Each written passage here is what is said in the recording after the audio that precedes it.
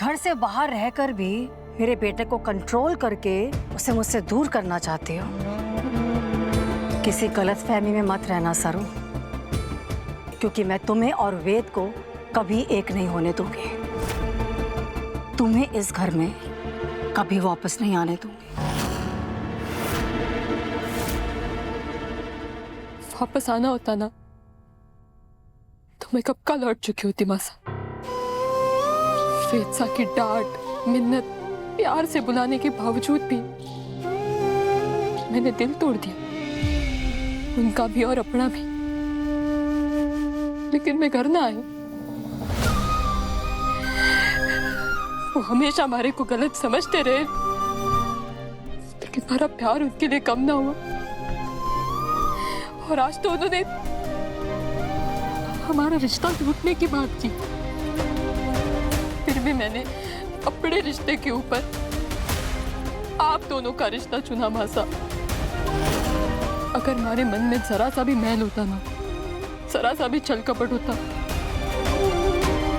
तो आपने जो जो किया, का हर झूठ, आपकी हर चाल, सब कुछ बता देती मैं वेद को। ज्यादा महान बनने की एक्टिंग मत करो मेरे सामने।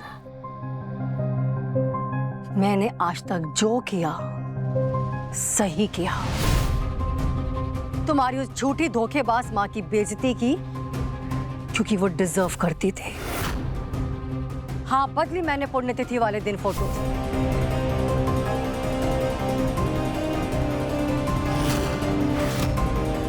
जलाया मैंने सारा भोग का खाना।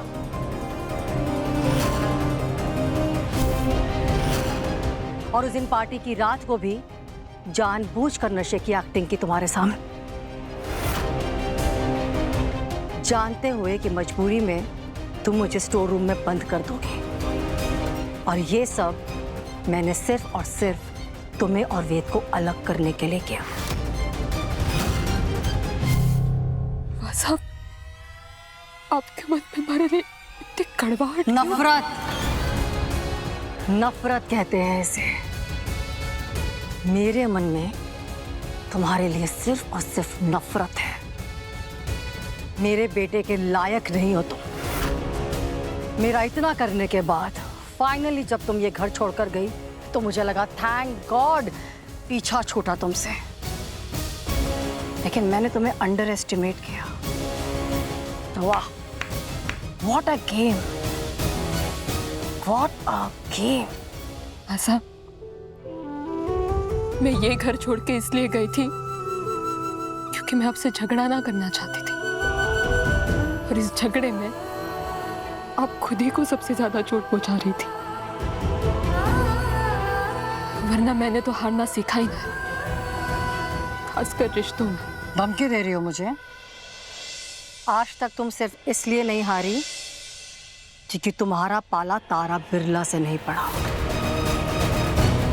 अगर मेरे बेटे के आसपास भी नजर आए, तुम्हें अंदाजा नहीं है मैं तुम्हारे साथ क्या करूंगी। इससे पहले कि मैं कोई एक्शन लूं, निकल जाओ यहां से।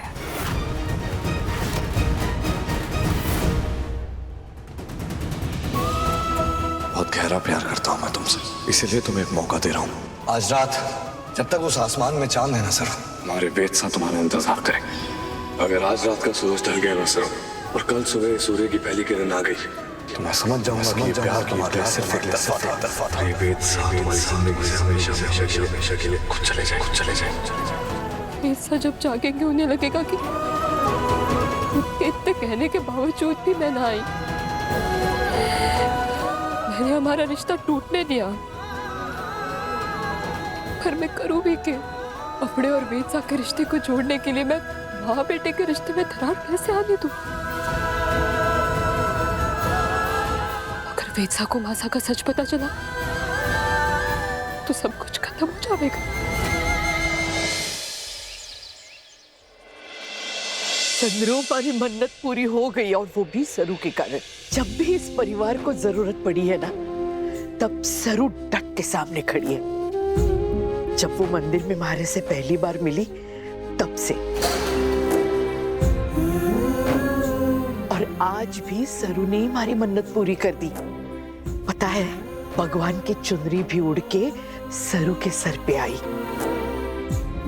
जैसे सच में वो हमारी पोती हो। हाँ माँ, पता है जब हमने खरेस में पूजा की थी तब भी पता नहीं संयोग से कैसे माता की सारी सरू के सर पे ही आ गई थी।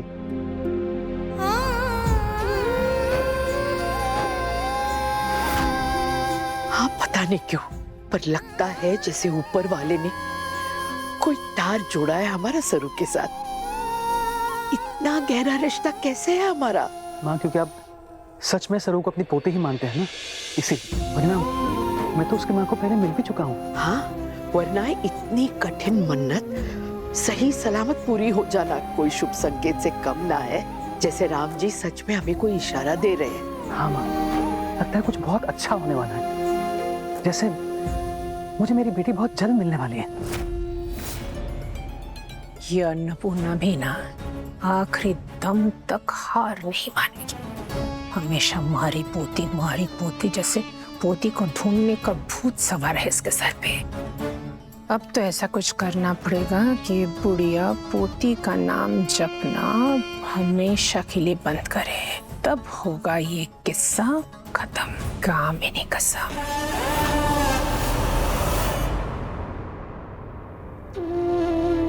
किसी गलत फहमी में मत रहना सरू, क्योंकि मैं तुम्हें और वेद को कभी एक नहीं होने दूंगी।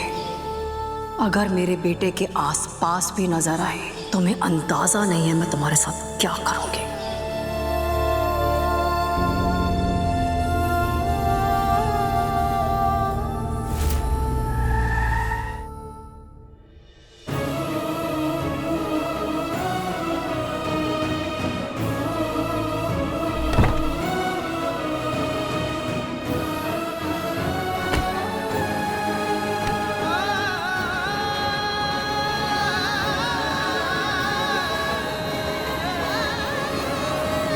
क्यों नहीं बताया मुझे?